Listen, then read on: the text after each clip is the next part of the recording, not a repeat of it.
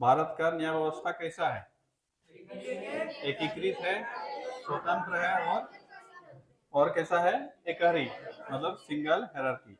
इसमें सबसे इंपॉर्टेंट बोले थे क्या है?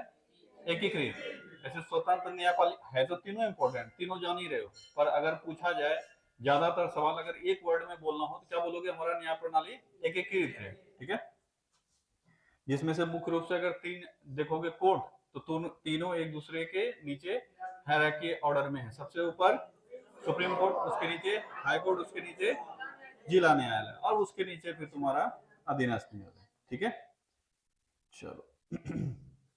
भारत में सुप्रीम कोर्ट की स्थापना कब हुई? 28 जनवरी 1950।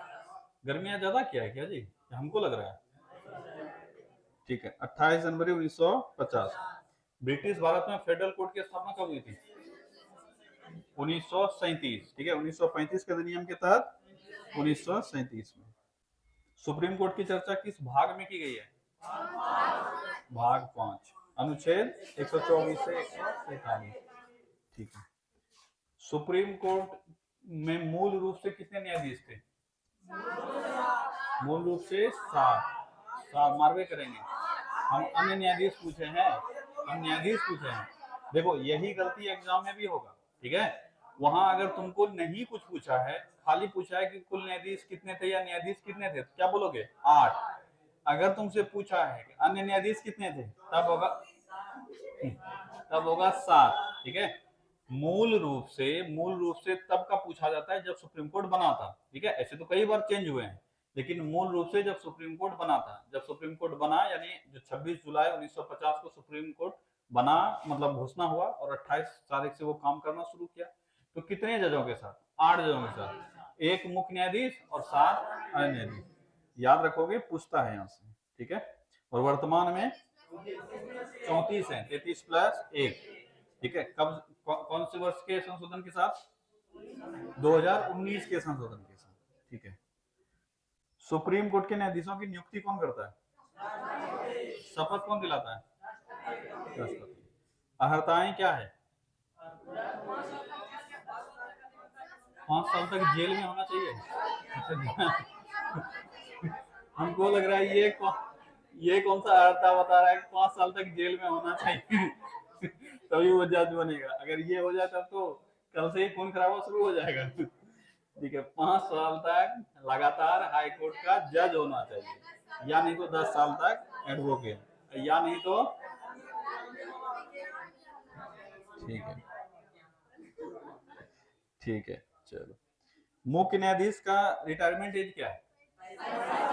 65 साल। अन्य न्यायाधीश का? यहाँ कंफ्यूजन होगा। ठीक है, तो याद रखना, किसी का भी पूछे, मुख्य न्यायाधीश या अन्य न्यायाधीश, सुप्रीम कोर्ट अगर न्यायाधीश है तो रिटायरमेंट एज 65 वर्ष, और हाई कोर्ट है तो 62 वर्ष।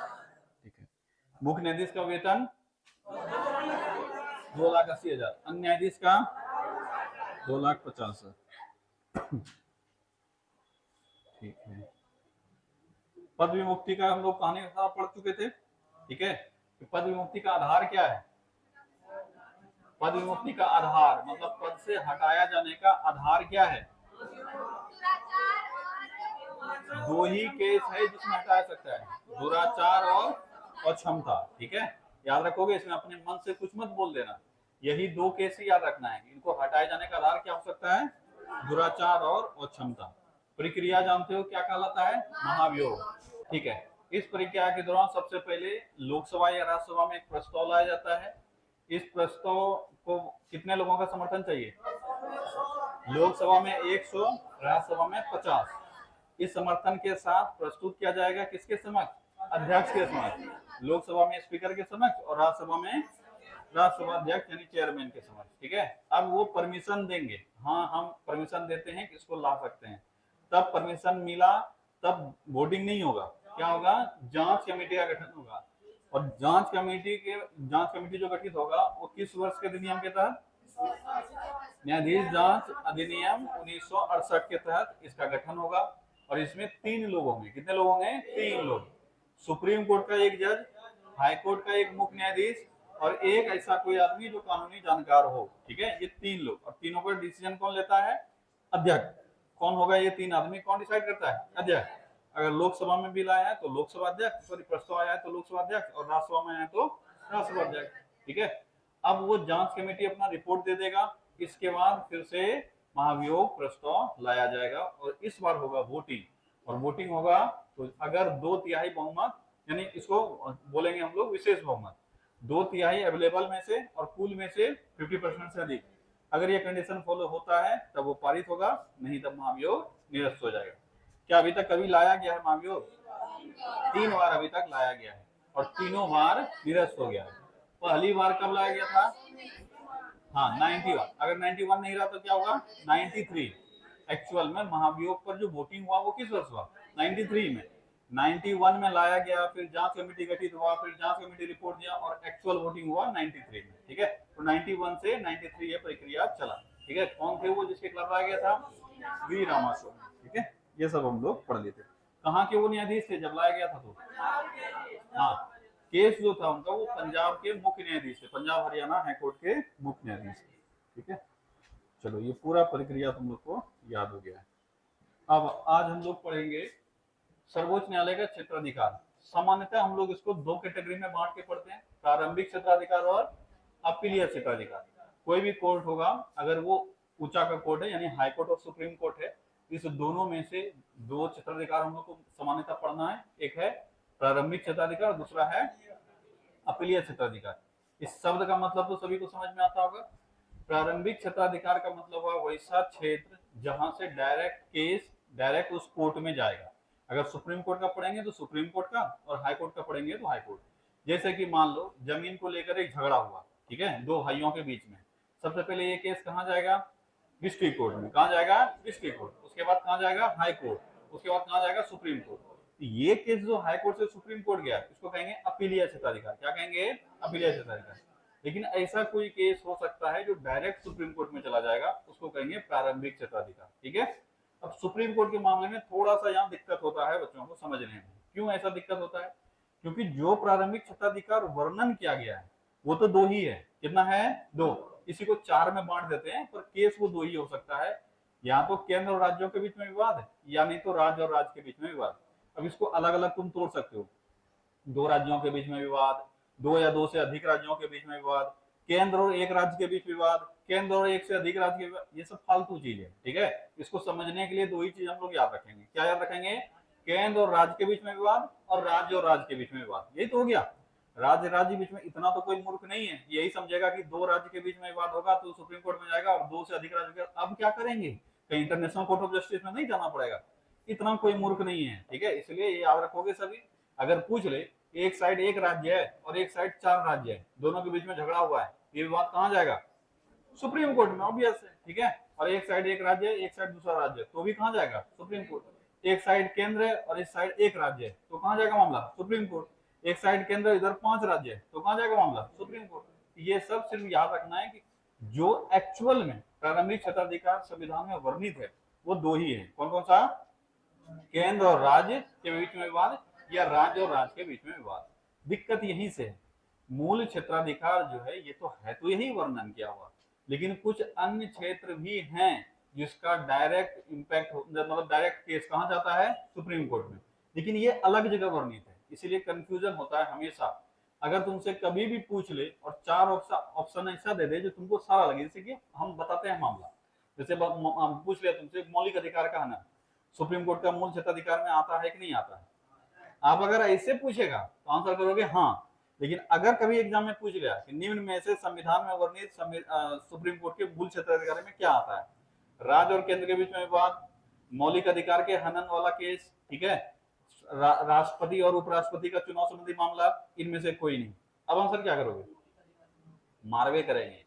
हम क्या बोले अभी कि मूल रूप से प्रारंभिक क्षेत्राधिकार का वर्णन अनुच्छेद 131 में है। किसमें है?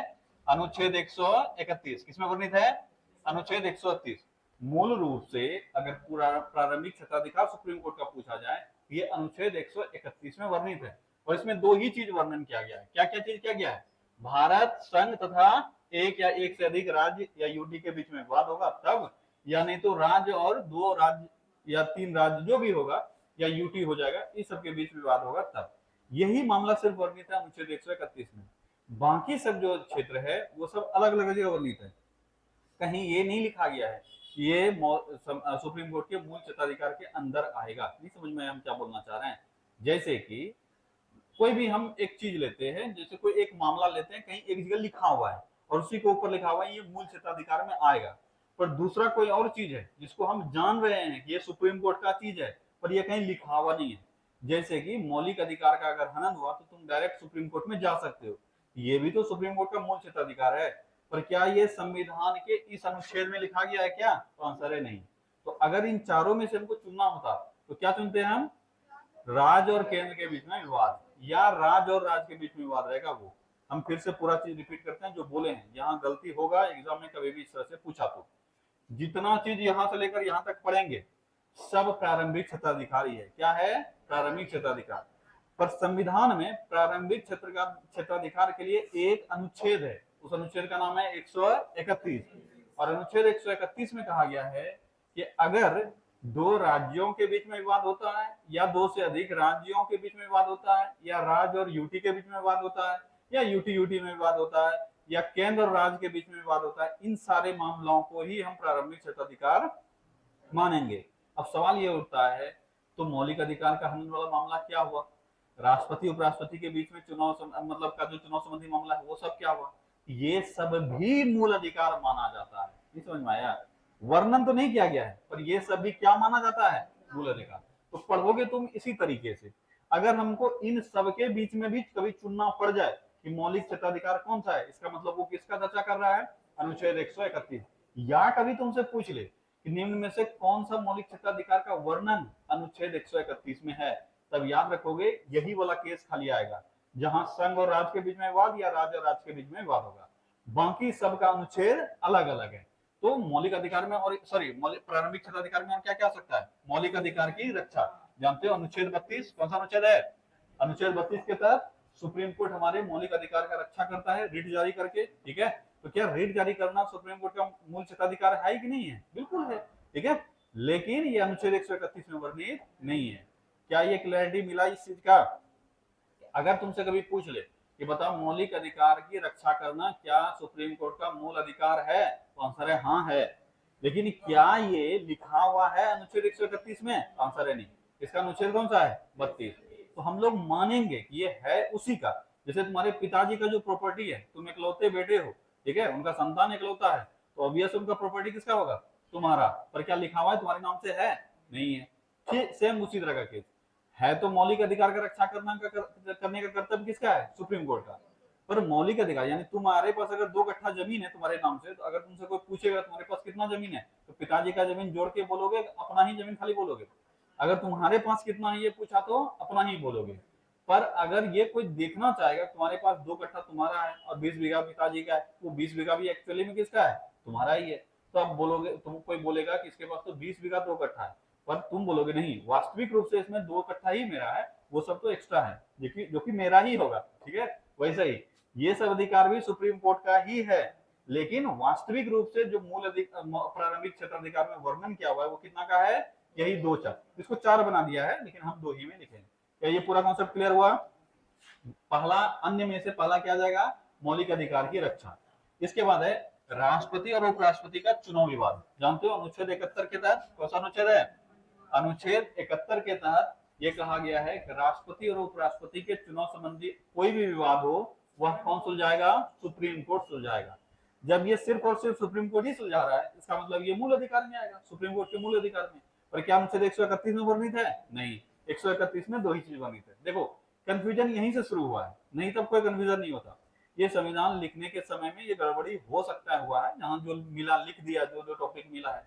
अगर इनको इस तरह से लिखना था तो यहाँ पे फिर से एक बार पूरा डाटा वर्णन करना था अनुच्छेद 131 में। इसके अलावे अन्य वो सभी मामले जो इसके अंदर आए हैं ये लिख देते, ठीक है, मौलिक अधिकार की रक्षा, ये फलाना ठिकाना, तब कोई विवाद नहीं होता।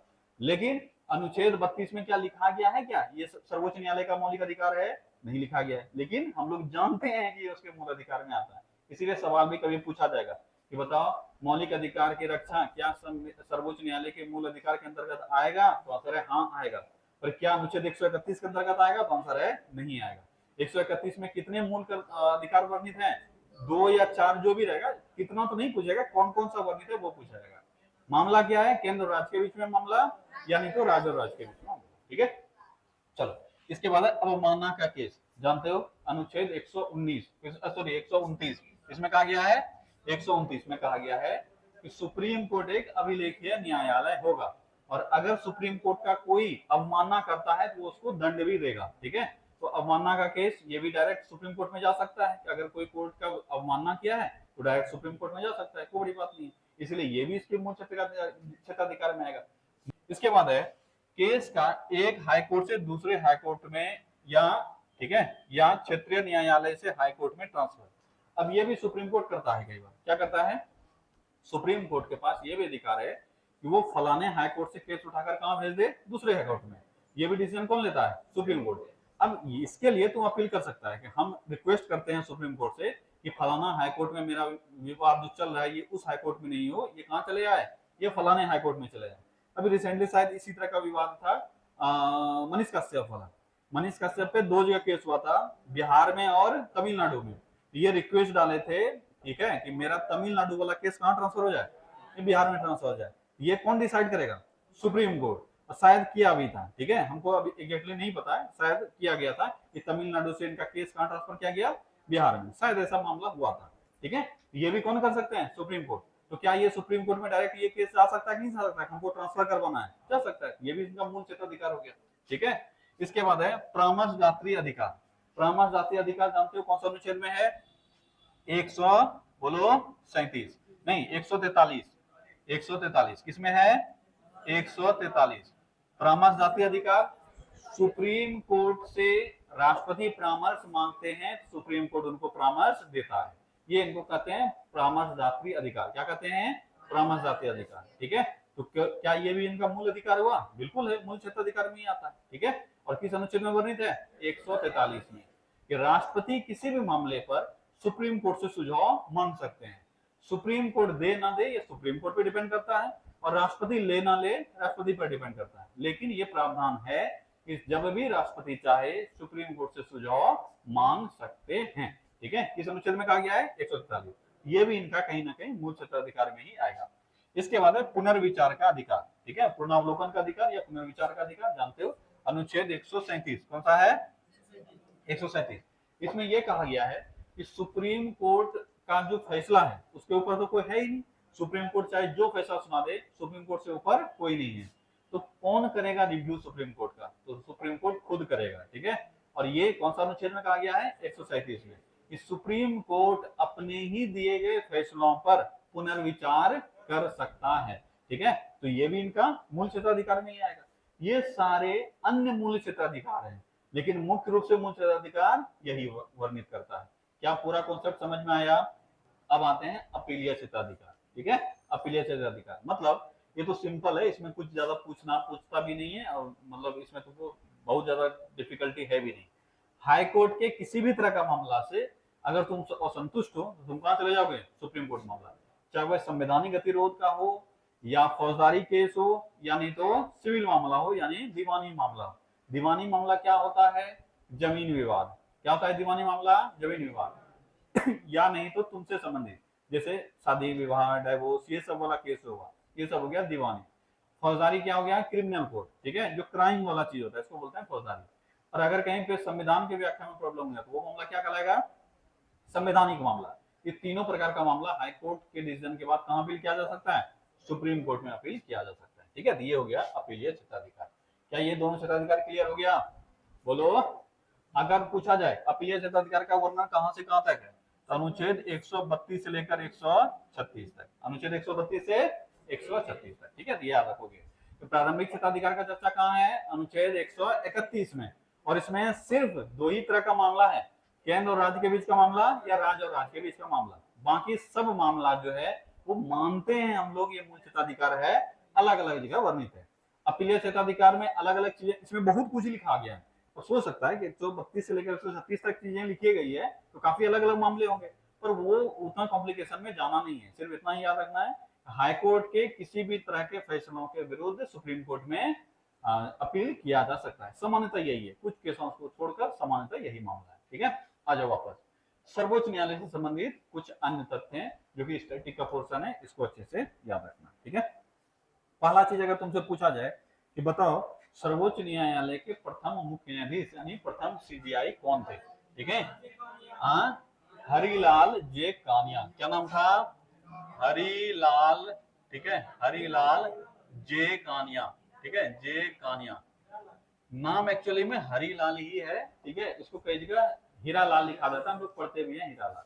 नाम एक्चुअली में हरिलाल ही है। ठीक है, हरिलाल जे कानिया, पर इसी इन्हीं को क्या पढ़ते हैं? हीरालाल जे कानिया। ठीक है, शायद तुम्हारे रिसेंट किताब में हीरालाल जे कानिया ही है। हम लोग सब दिन वही पढ़ते आए हैं, अलग अलग जगह अलग अलग नाम मिलता है, पर एक्चुअल नाम इनका है हरिलाल। ठीक है, क्या नाम है? हरिलाल जे कानिया। ठीक है, हरिलाल जे कानिया। ये भारत के प्रथम मुख्य न्यायाधीश थे, याद रखोगे। सीजीआई मतलब चीफ जस्टिस ऑफ इंडिया। तो भारत के प्रथम मुख्य न्यायाधीश कौन हुए? हरिलाल जे कानिया। 26 जनवरी 1950 को जब घोषणा हुआ तभी इनको घोषित किया गया था मुख्य न्यायाधीश, और ये 1951 तक अपने पद पर बने रहे। ठीक है, तो याद रखोगे क्या नाम है इनका?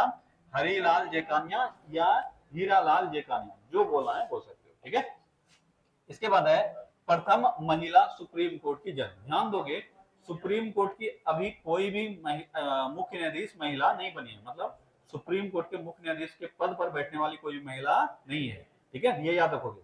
अगर कभी तुमसे पूछ ले कि सुप्रीम कोर्ट की प्रथम महिला मुख्य न्यायाधीश, तो बोलोगे कोई नहीं है, लेकिन हाँ जज बनी है। ठीक है, तो याद रखोगे सुप्रीम कोर्ट की प्रथम महिला जज। क्या नाम है इनका? क्या नाम है? प्रतिभा पाटिल, फातिमा बीबी। मीरा फातिमा बीबी नाम था ना? क्या नाम था? एम फातिमा बीबी, वही है। ठीक है, एम फातिमा। ठीक है, फातिमा बीबी। क्या नाम है इनका? फातिमा बीबी। क्या नाम है? फातिमा बीबी। तो अगर पूछा जाए कि सुप्रीम कोर्ट की प्रथम प्रथम महिला न्यायाधीश, तो क्या नाम है इनका? एम फातिमा बीबी। ठीक है, और ये बनी थी 89 में जाके। कब बनी थी? 89। तो याद रखोगे ये पद धारण की थी 1989 में। ठीक है, 1989 में बनी थी और 92 तक रही थी। ठीक है, तो ये तो कब तक रही थी ये नहीं भी याद रखोगे तो चलेगा, लेकिन ये याद रखना कब ये बनी थी। कब बनी थी? 89 में। देखो सामान्यतः ये सब सवाल पूछा नहीं जाता है, पूछा जाता है खाली नाम, पर जो हम देख रहे हैं लक्षण एग्जामिनर का, कुछ भी पूछा जा सकता है। ऐसा ऐसा वही सब सवाल पूछने लगा है आजकल, कुछ भी पूछेगा। बताओ भारत के बिहार में फलाने घटना के समय में कौन था राज्यपाल? अब ये कोई नौटंकी थोड़ी ना चल रहा है जी, अब तुमसे कुछ भी पूछ लेगा। मतलब ठीक है, एसबीआई का बताओ, एसबीआई का तीसरा चेयरमैन कौन था? ये कोई सवाल है? ये सब लोग पढ़ेगा थोड़ी ना, ये सब बेवकूफी वाला चीज है। ठीक है, लेकिन हाँ जो कॉन्सेप्चुअल चीज है जहाँ की पूछे जाने के चांसेस है वो पढ़ते जाओगे, क्या करोगे? पहले नाम ही काफी है। ठीक है, कि बताओ भारत की पहली महिला न्यायाधीश सुप्रीम कोर्ट की न्यायाधीश कौन है? कौन है? फातिमा बीबी। पर ये सवाल बन सकता है कि बताओ ये इन्होंने पद धारण कब किया था? कब किया था? 1989। ठीक है, और कब तक रही? 1992 तक ये अपने पद पर रही। इसके बाद एक सवाल आता है कि सीधे वकील से सुप्रीम कोर्ट जज बनने वाली महिला, बहुत इंपॉर्टेंट है, ये याद रखना। ठीक है, अभी तक जितने भी हम लोग देखे इसमें प्रक्रिया जो लगा हुआ है, या तो वो हाई कोर्ट का जज होगा या नहीं तो 10 वर्ष तक हाई कोर्ट का वकील होगा, ये हम लोग पढ़े थे। सामान्यतः ऐसा देखा गया है कि वकील को चांस ज्यादा नहीं मिलता है, क्योंकि जज और वकील दोनों लाइन में खड़ा है, तो चांस किसका मिलेगा? और ऐसे भी ये जो सुप्रीम कोर्ट का या हाई कोर्ट का जज होता है, कॉलेजियम का पता है ना, चर्चा किए, पढ़ाएंगे किसी दिन डिटेल से। ठीक है, अभी ये टॉपिक खत्म होगा था। ठीक है, तो सारा खेल तो वही होता है, वही डिसाइड करता है कौन कहाँ जाएगा नहीं जाएगा। और इसमें तुम्हारा जो अप्रोच है, क्या बोलते हैं उसको, लाग भाग है, ये सभी बहुत चलता है। ठीक है, ये वहां चला जाएगा, वो वहां चला जाएगा, ये ऐसे होगा, ये ऐसे होगा, उसमें वही अंदर में चलते रहता है। थोड़ा सा सीनियरिटी का भी मामला होता है, लेकिन मामला ज्यादातर यही होता है सेटिंग वूटिंग का ही। ठीक है, कि कौन कहाँ जाना है। अब हो सकता है कोई सीनियर है लेकिन उसमें उतना काबिलियत नहीं है, तो जूनियर को भेज देगा। इस तरह का मामला चलते रहता है। ठीक है, और बाकी जो है वो सब समझदार हो ही। ठीक है, तो नॉर्मली ऐसा होता है कि जो जज हैं वही बनेंगे सुप्रीम कोर्ट के जज, लेकिन पहली ऐसी महिला जो कि वकील से डायरेक्ट जज बनी थी, इनका नाम था इंदु मल्होत्रा। क्या नाम था? इंदु मल्होत्रा। पढ़े हो कि नहीं पढ़े हो ये? ठीक है, इंदु मल्होत्रा। क्या नाम था? इंदु मल्होत्रा। ठीक है, मल्होत्रा, इंदु मल्होत्रा। ये शायद 2018 में बनी थी। कब बनी थी? 2018। ठीक है, 2018, इंदु मल्होत्रा। तो याद रखोगे शब्द वह महिला जो कि डायरेक्ट, ठीक है, डायरेक्ट वकील से क्या बन गई? हाँ, जज बन गई। कौन है वो? इंदु मल्होत्रा। ठीक है, कब बनी थी? 2018 में। ठीक है, इसके बाद है सबसे लंबा कार्यकाल वाला सीजीआई, ठीक है, ये याद रखोगे, दो आदमी का जो कि एक सबसे अधिक लंबा समय तक रहा है सीजीआई। जनरली ऐसा होता क्या है कि सीजीआई जब बनते बनते उनका रिटायरमेंट एज आ जाता है। सामान्यतः हमारे यहाँ पे जो एक ट्रेंड फॉलो किया जाता है, भले बोले हमारे यहाँ एक ट्रेंड फॉलो किया जाता है कि जो सबसे सीनियर होंगे उनको सीजीआई बनाया जाएगा, पर ऐसा जरूरी नहीं है, कहीं पे ऐसा लिखा हुआ नहीं है, और ऐसा ब्रेक भी हुआ है, ठीक है, अभी पढ़ेंगे हम लोग कब ब्रेक हुआ है ये प्रथा। ये प्रथा के तौर पे जो सबसे वरिष्ठ होगा उसी को हम लोग जनरली बना देंगे, ठीक है। और इस क्रम में देखोगे तो उम्र काफी ज्यादा हो जाता है रिटायरमेंट के एज में, इसीलिए देखो कोई 6 महीने के लिए बनता है, कोई साल भर के लिए बनते हैं, ठीक है, बहुत ज्यादा हो जाता है। लेकिन सबसे अधिक समय तक जो अभी रहे हैं वो याद रखना तुम्हारे लिए आसान है। अभी चंचूड़ बाबू जो गए हैं, ठीक है, चंचूड़ बाबू, क्या नाम था इनका, डी.वाई. चंद्रचूड़, ठीक है, इन्हीं के पिताजी, ठीक है, डी.वाई. चंद्रचूड़ के पिताजी, ठीक है। तो याद रखोगे सबसे लंबे समय तक रहने वाले वाई.वी. चंद्रचूड़, क्या नाम था इनका, वाई.वी. चंद्रचूड़, ठीक है, चंद्रचूड़, ठीक है, वाई.वी. चंद्रचूड़, क्या नाम था इनका, वाई.वी. चंद्रचूड़। तो सबसे लंबे समय तक रहने वाले जज कौन है, वाई.वी. चंद्रचूड़, जो कि 7 साल के आसपास रहे थे, 7 साल 4 महीना, ठीक है। याद रखोगे सबसे लंबे समय तक मुख्य न्यायाधीश रहने वाले कौन है, वाई.वी. चंद्रचूड़। यशवंत विष्णु चंद्रचूड़, पूरा नाम इनका क्या है, यशवंत विष्णु चंद्रचूड़। कितने वर्ष रहे थे ये, 7 वर्ष तक, ठीक है। 1978 से लेकर 85 तक ये पद पर बने रहे थे, 7 वर्ष 4 माह। कितने वर्ष तक, 7 वर्ष 4 माह, ठीक है, 7 वर्ष 4 माह। और ये सबसे अधिक समय तक सीजीआई नियुक्त होने वाले अभी तक के एकमात्र हैं। इनसे अधिक समय तक अभी देख रहे हो जो हालत चल रहा है, सब 6 महीने के लिए या साल भर के लिए यही आते हैं, और मोटा मोटी यही चलते रहता है, ठीक है। तो याद रखोगे सबसे अधिक लंबा कार्यकाल वाला सीजीआई कौन है, वाई.वी. चंद्रचूड़, याद रहेगा। इसके बाद है सबसे छोटा कार्यकाल, अगर लंबा वाला कोई है तो छोटा, सबसे छोटा कार्यकाल कौन सा है, एक दिन बताया था ना, कोई कोई नौकरी ऐसा भी ज्वाइन करता है कि ज्वाइन किया 4 दिन बाद रिटायर, ठीक है। तो सबसे छोटा जो इनका 7 वर्ष है वो 17 दिन है, ठीक है, सबसे छोटा कार्यकाल। कमल नारायण सिंह, क्या नाम था, कमल नारायण, ठीक है, कमल नारायण सिंह, ठीक है, कमल नारायण सिंह, मात्र 17 दिन, ठीक है, मात्र 17 दिन तक ये मुख्य न्यायाधीश थे। आए होंगे जब तक फाइल वाइल बढ़िया से ही देखे होंगे तब तक ये रिटायर कर गए, ठीक है। तो याद रखोगे मात्र 17 दिन, 1991 में बने थे। कब बने थे, 1991 में, ठीक है। तो कमल नारायण सिंह जो है वो 1991 में मुख्य न्यायाधीश बने और सबसे छोटा कार्यकाल वाले मुख्य न्यायाधीश हैं। फिर से सारा चीज रिपीट करो। प्रथम मुख्य न्यायाधीश कौन थे, हरिलाल जयकानिया या हीरालाल जयकानिया, जो ठीक लगे वही बोलोगे, ठीक है। प्रथम महिला सुप्रीम कोर्ट के जज फातिमा बेबी, ठीक है। सीधे वकील से सुप्रीम कोर्ट जाने वाली प्रथम महिला इंदु मल्होत्रा। सबसे लंबा कार्यकाल वाला सीजीआई वाई.वी. चंद्रचूड़, याद रखना ये आसान हो जाएगा क्योंकि डी.वाई. चंद्रचूड़ अभी अभी गए, इन्हीं के ये पिताजी हैं, ठीक है। 1978 से लेकर 85 तक 7 वर्ष 4 महीना तक ये पद पर थे। सबसे छोटा कार्यकाल कमल नारायण सिंह, मात्र 17 दिन 1991 में। पहले सुप्रीम कोर्ट जज जिसके विरुद्ध महाभियोग लगे, तो पढ़ा ही दिए, वी रामास्वामी, वी रामास्वामी।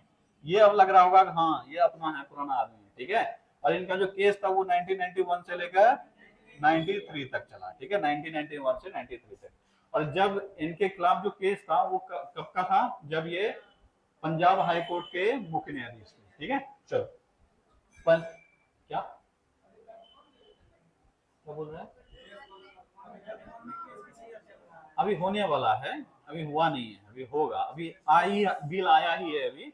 अभी जब तक अध्यक्ष, हम क्या बताए, बिल आएगा, लोकसभा में बिल आया है, राज्यसभा में आया था, लोकसभा में आया था, तो राज्यसभा में हो गया रेजिग्नेशन, अब राज्यसभा वाला कहानी अभी खत्म हो जाएगा, ठीक है। तो अभी लोकसभा वाला चलेगा।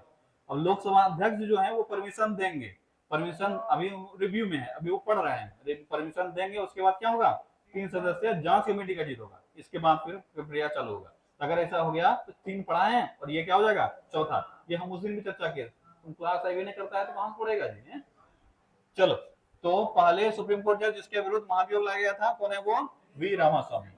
पहले सीजीआई जो कार्यवाहक राष्ट्रपति बने थे, क्या नाम था, एम हिदायतुल्लाह, क्या नाम था, एम हिदायतुल्लाह, ठीक है, एम हिदायतुल्लाह। तो याद रखोगे पहले सीजीआई जो कि राष्ट्रपति बने, मतलब कार्यकारी राष्ट्रपति बने 1969 में। कब बने थे, 1969 में।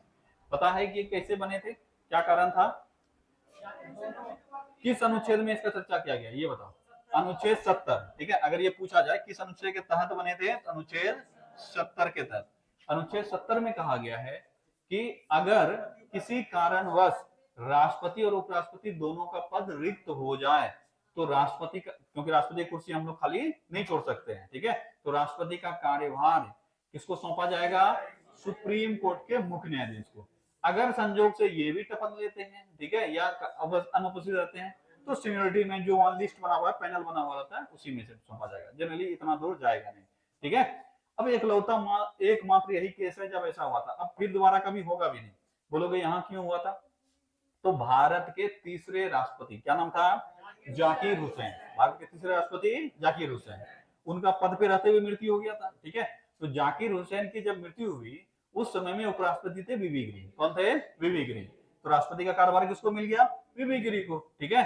अब वीवी गिरी को राष्ट्रपति बनना है एक्चुअल में, कार्यकारी राष्ट्रपति नहीं, एक्चुअल राष्ट्रपति बनना है। तो उन्होंने इस्तीफा दे दिया। उन्होंने क्या किया, इस्तीफा दे दिया। उपराष्ट्रपति के पद से जैसे वो इस्तीफा दिए तो राष्ट्रपति भी हाथ से निकल गया। अब वो इलेक्शन में खड़े होंगे, समझना। यहाँ अभी हम उपराष्ट्रपति हैं, इसीलिए राष्ट्रपति का कार्यभार संभाल रहे हैं। जब हम उपराष्ट्रपति के पद से इस्तीफा दे दिए तो क्या हम राष्ट्रपति रहेंगे, क्या कार्यकारी राष्ट्रपति नहीं रहेंगे। तो हम उपराष्ट्रपति ही नहीं रहे तो राष्ट्रपति भी नहीं रहेंगे।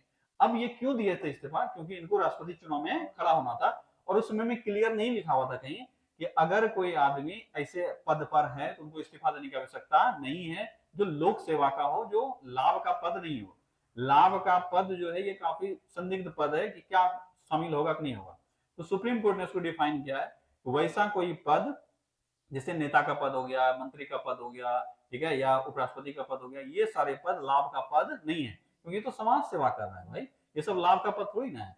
कहीं से कोई आदमी एमपी एमएलए चुना के गया है, ये सब भी लाभ का पद नहीं है, तो समाज सेवा के लिए है, ठीक है, लाभ का पद नहीं है। तो ऐसे पद लाभ का पद नहीं होता है। नौकरी जितना है ये लाभ का पद होता है, सामान्यतः यही याद रखो, नौकरी जितना है ये सब क्या होता है, लाभ का पद। बाकी सब कोई लाभ का पद नहीं है। तो ये लोग रिजाइन नहीं करेंगे, ये बाद में फैसला हुआ, उस समय में फैसला नहीं हुआ था, ठीक है, इसलिए उन्होंने रिजाइन दे दिया। तब उपराष्ट्रपति भी खाली हो गया है, राष्ट्रपति भी खाली हो गया है, तो राष्ट्रपति का कार्यभार किसको सौंपा गया, सुप्रीम कोर्ट के मुख्य न्यायाधीश। और कौन थे, एम हिदायतुल्लाह। और ये साल कौन सा चल रहा था, 1969, ठीक है। और इनको एक बार चस्का लग गया था, इसके बाद वापस ये उपराष्ट्रपति भी बनते हैं, याद है कि नहीं, उपराष्ट्रपति के क्रम में भी पढ़ाए होंगे। तो इनको एक बार चस्का लग गया, तो जब मौका मिला तो ये उपराष्ट्रपति फिर वापस बने थे, ठीक है।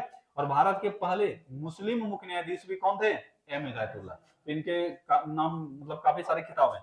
तो भारत के पहले मुस्लिम राष्ट्रपति कौन हो गए, एम हिदायत। अच्छा राष्ट्रपति नहीं जी, अरे राष्ट्रपति यहाँ क्यों पढ़ाएंगे, ठीक है, सीजीआई, ठीक है, ठीक है, यहाँ राष्ट्रपति का क्रम थोड़ी ना चल रहा है ये, ठीक है, एम हिदायतुल्लाह, ठीक है, एम हिदायतुल्लाह।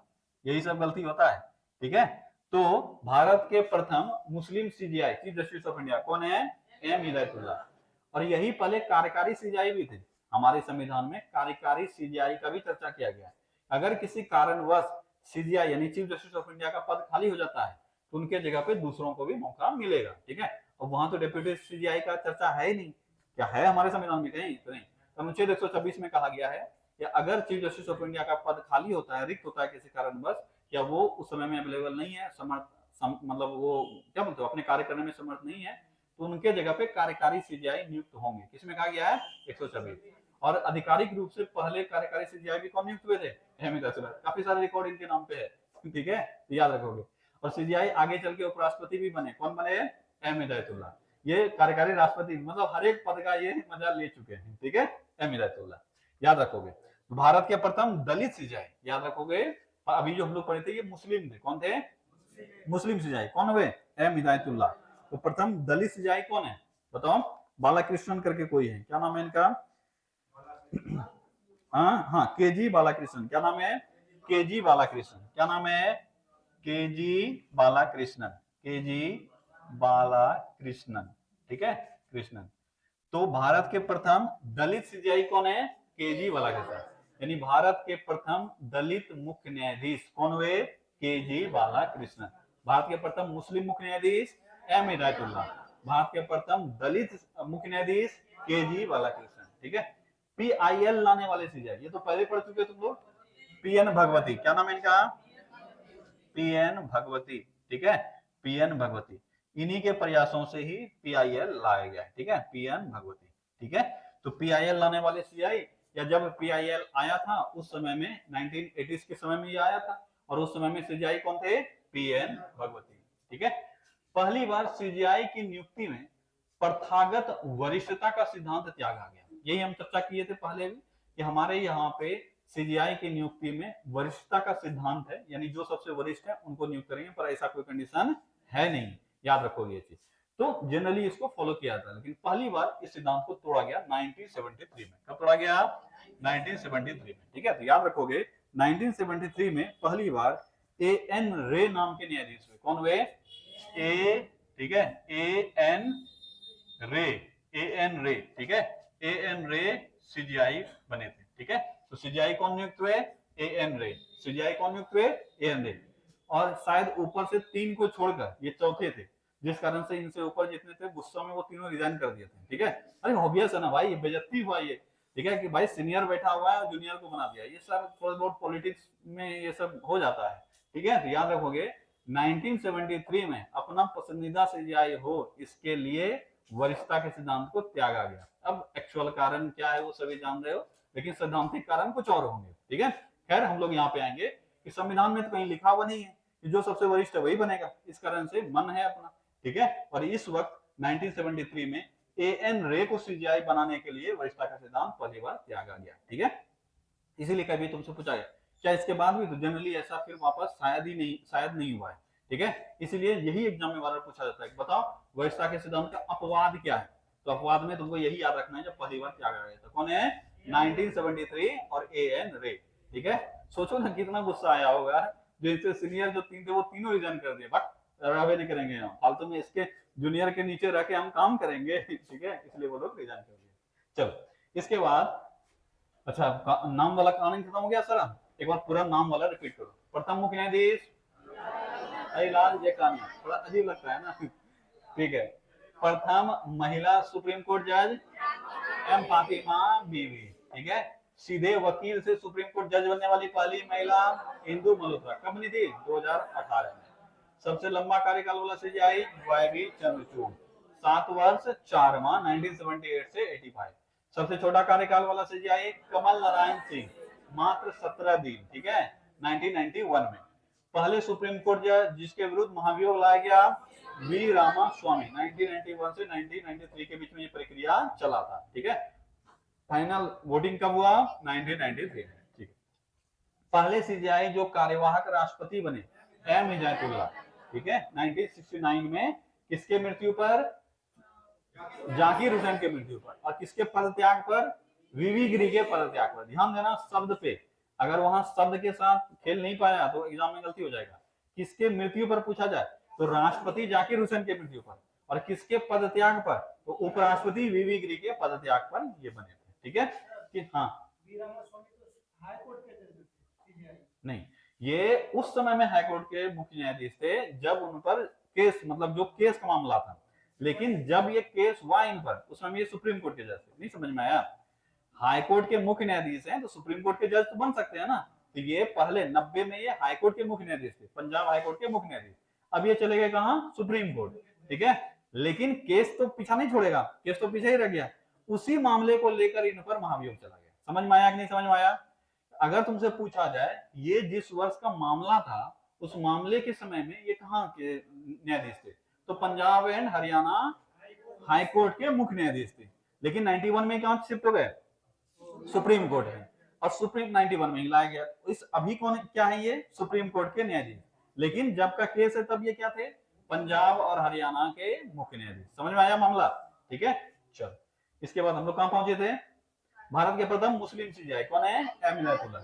भारत के प्रथम दलित CGI कौन है? KG बालाकृष्णन।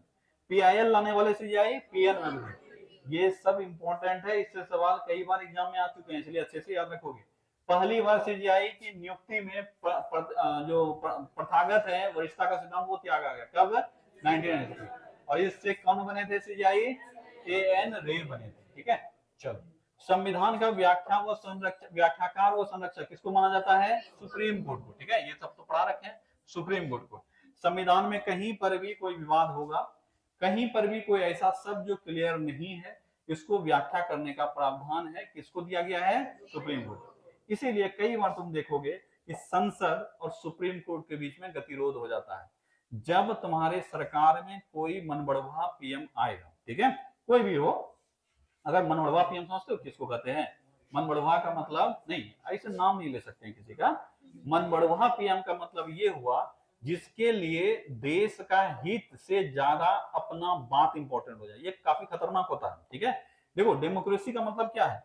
लोगों के हित में अगर अपना नुकसान भी हो तो करवा लो, यही तो डेमोक्रेसी है, क्योंकि ये लोगों का शासन है।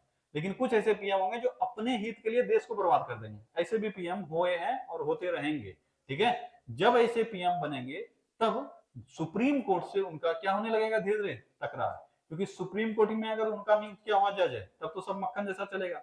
अभी कुछ समय पहले ही एक जज साहिबा थी, नाम याद भी है तो नहीं याद है, ठीक है। एक जज साहिबा थी जो रिटायर हुई, ठीक है, नाम नहीं याद है, ठीक है। वो रिटायर हुई, उनको फेयरवेल तक नहीं दिया गया।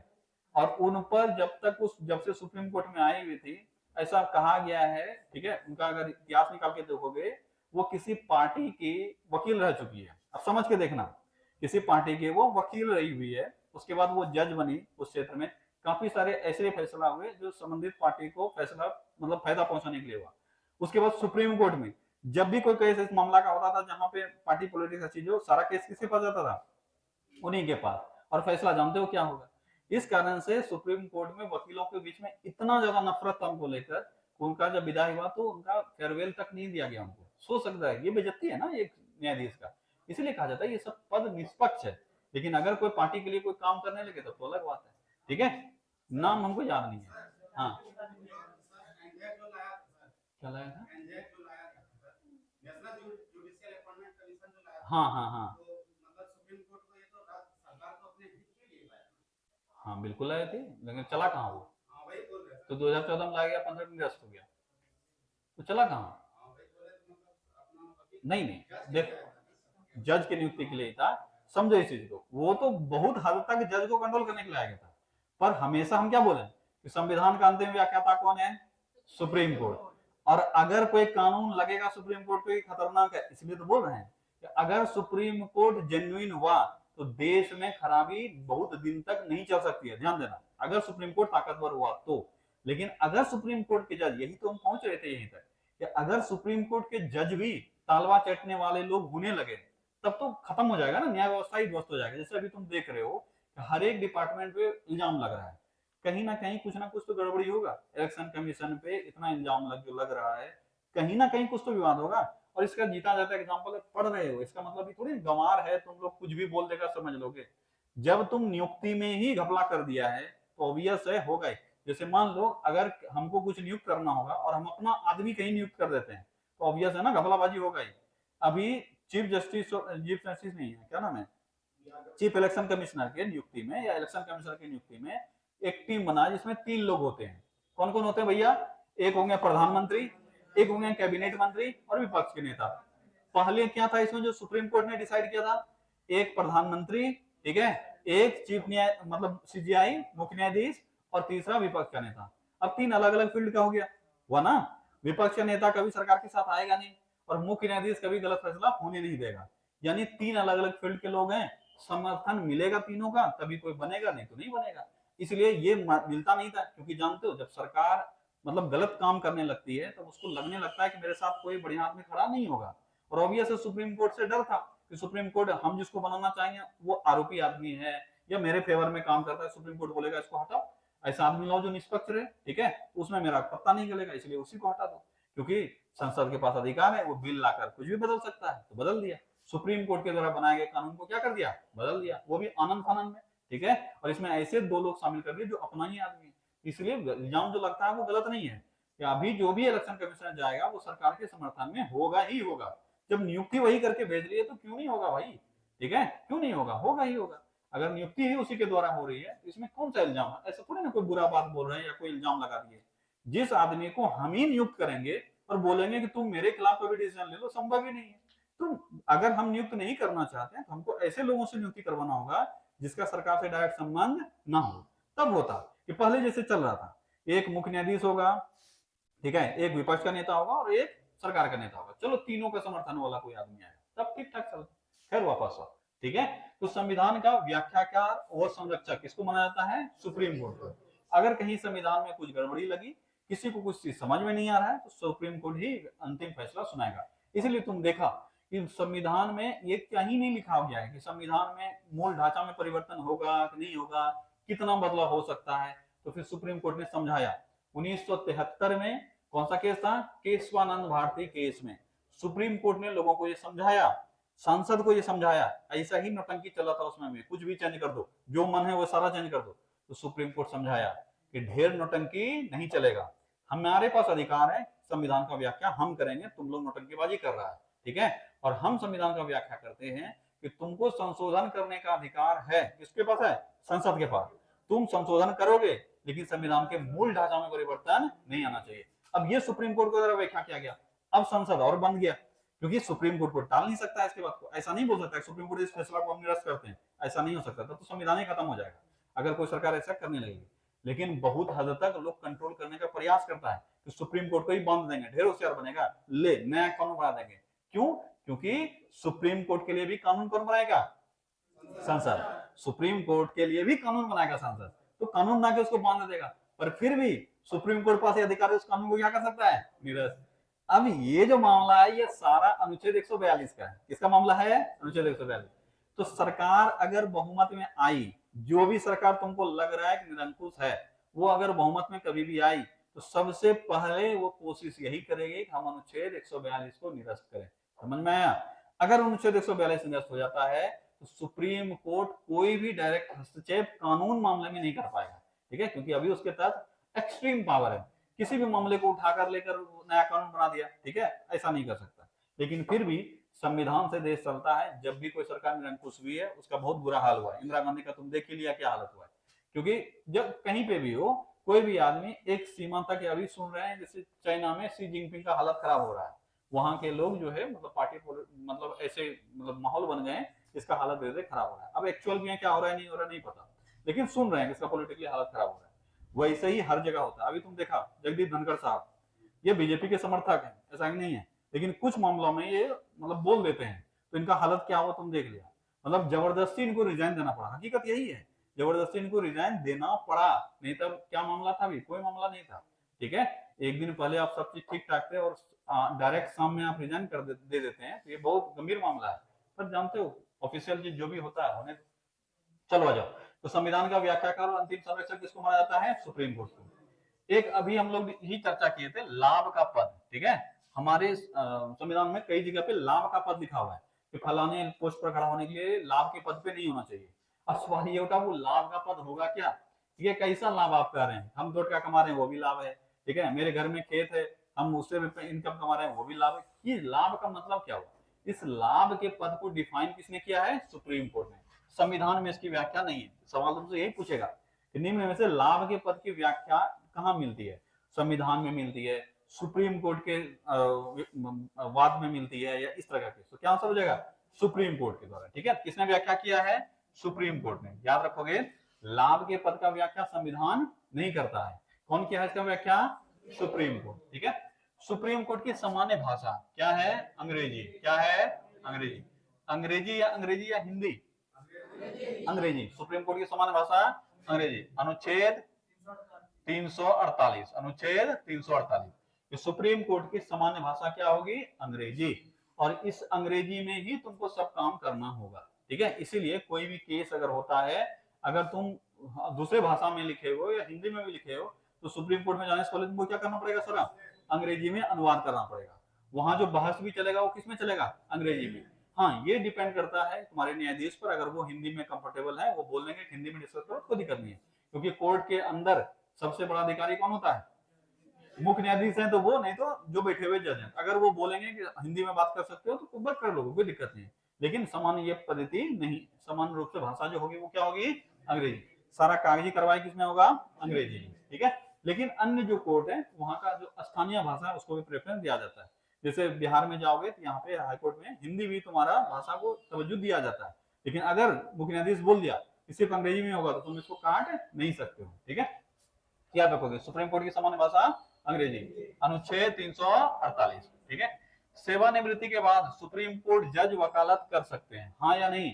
तो आंसर है कहीं भी नहीं, ठीक है, कहीं भी नहीं, ठीक है। हाँ, किसमें कहा गया है?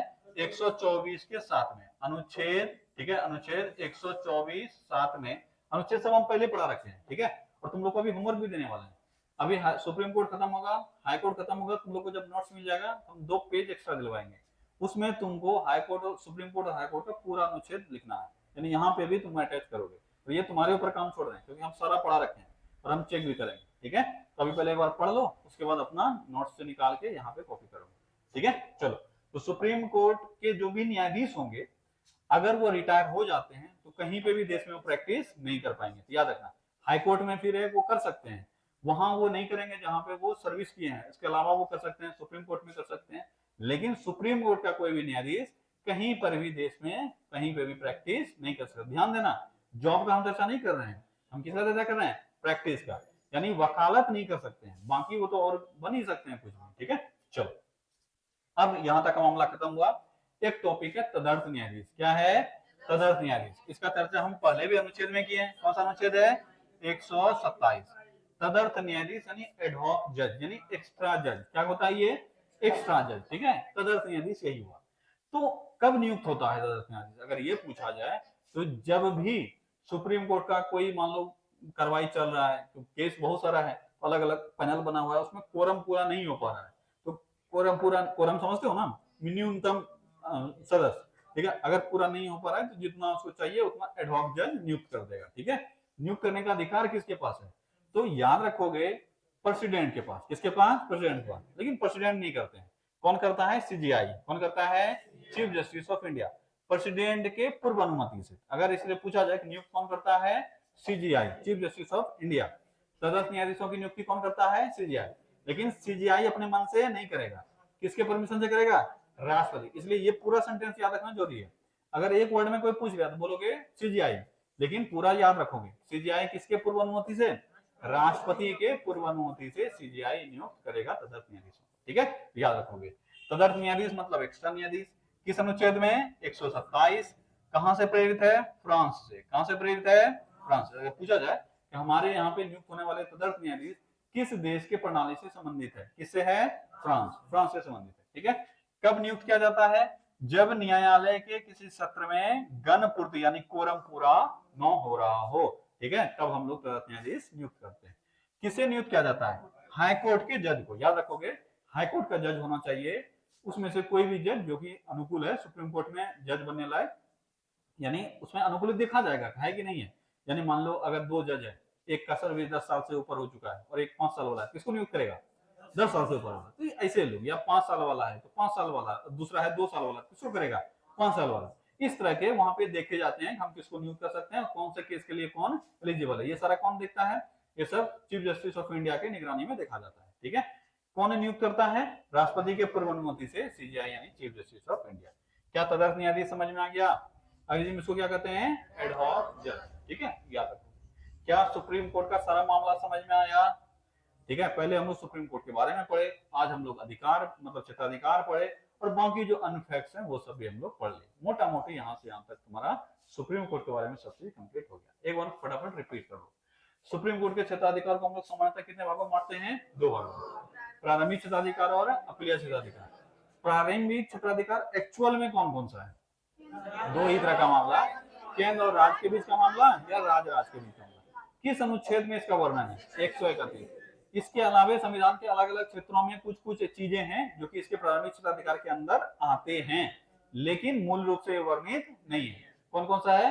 मौलिक अधिकार की रक्षा अनुच्छेद 32, राष्ट्रपति उपराष्ट्रपति चुनाव विवाद अनुच्छेद 71, ये पूछ लिया गया है, एक बार पूछा है, बताओ राष्ट्रपति के चुनाव संबंधी विवाद सुप्रीम कोर्ट के किस क्षेत्राधिकार के अंदर आएंगे? ठीक है, वहां से क्या करोगे? मूल क्षेत्राधिकार, ठीक है। अवमानना का केस अनुच्छेद 129। केस को अगर हाई कोर्ट, एक हाई कोर्ट से दूसरे कोर्ट हाई कोर्ट में भेजना हो तो ये भी मामला कहां जाएगा? सुप्रीम कोर्ट के मौलिक क्षेत्राधिकार में।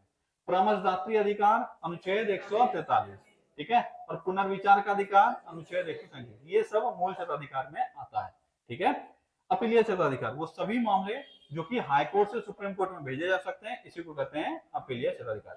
क्या किसी डिस्ट्रिक्ट जज से, डिस्ट्रिक्ट कोर्ट से अपील किया जा सकता है सुप्रीम कोर्ट में? आंसर है नहीं। सुप्रीम कोर्ट में हमेशा अपील सिर्फ और सिर्फ हाई कोर्ट से ही होगा, अन्य कहीं से भी सुप्रीम कोर्ट में अपील नहीं हो सकता है। इसलिए याद रखोगे हाई कोर्ट के सभी मामले जैसा कि संवैधानिक, ठीक है, संवैधानिक मामला, फौजदारी मामला और दीवानी मामला अपील किया जा सकता है। सर्वोच्च न्यायालय के मुख्य न्यायाधीश, प्रथम मुख्य न्यायाधीश कौन थे? हीरालाल जयकवाल, ठीक है। प्रथम महिला सुप्रीम कोर्ट जज फातिमा बीबी, ठीक है। सीधे वकील से जज बनने वाली प्रथम महिला इंदु मल्होत्रा, कब बनी थी? 2018। सबसे लंबा कार्यकाल वाईवी चंद्रचूड़, कितने वर्षों तक रहे? 7 वर्ष 4 माह तक, 78 से 85। सबसे छोटा कार्यकाल कमल नारायण सिंह, 17 दिन। पहले सुप्रीम कोर्ट जज जिसके विरुद्ध महाभियोग लाया गया, वी रामास्वामी। पहले सीजीआई जो कार्यवाहक राष्ट्रपति बने, एम हिदायतुल्लाह। पहले मुस्लिम सीजीआई एम हिदायतुल्लाह। प्रथम दलित सीजीआई केजरीवाला कृष्णन। पीआईएल लाने वाले सीजीआई पीएन भगवती। पहली बार सीजीआई की नियुक्ति में प्रथागत वरिष्ठता का सिद्धांत त्यागा गया, कब? किसको बनाया गया त्याग कर? एएन रेड। संविधान का व्याख्याकार और संरक्षक सुप्रीम कोर्ट, ठीक है। लाभ का पद का व्याख्या किसने किया? Supreme court. सुप्रीम कोर्ट की सामान्य भाषा अंग्रेजी, ठीक है। अनुच्छेद 348। सेवानिवृत्ति के बाद सुप्रीम कोर्ट कहां वकालत कर सकते हैं सुप्रीम कोर्ट के जज? कहीं भी नहीं, देश के किसी भी कोने में नहीं, ठीक है। तदर्थ न्यायाधीश, हाँ, अनुच्छेद 124(7). ये सब तुम लोग लिखोगे, अनुच्छेद तुम लोग को सारा पढ़ाए हुए हैं, ये सब अभी पेज में लिखोगे। तदर्थ न्यायाधीश की नियुक्ति कौन करता है? राष्ट्रपति के पूर्व अनुमति से सीजीआई। किस अनुच्छेद में इसका वर्णन है? 127 में। किसमें वर्णित है? 127। हम लोग एडवोक जज का जो पद है वो कहां से धारण किए हैं? फ्रांस से। कब नियुक्त किया जाता है? जब किसी सत्र का कोरम पूरा ना हो, जब सुप्रीम कोर्ट के सत्र का कोरम पूरा ना हो, ठीक है। कौन किसको नियुक्त किया जा सकता है? हाई कोर्ट के जज, ठीक है। क्या पूरा बात समझ में आ गया?